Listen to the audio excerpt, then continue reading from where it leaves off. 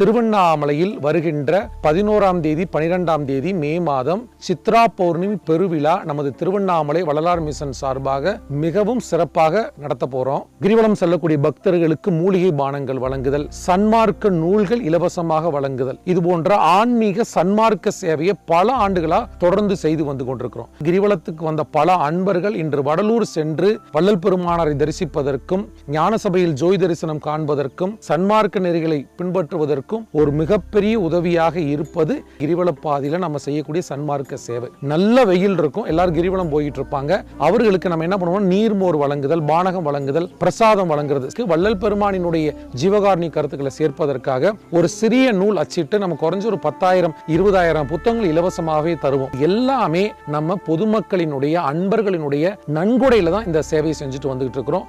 தங்களால் இயன்ற பொருளுதவி செய்து இந்த அறப்பணியிலையும் இந்த புண்ணிய பணியிலையும் பாகம் செய்து கொள்ள ஒரு அற்புதமான வாய்ப்பு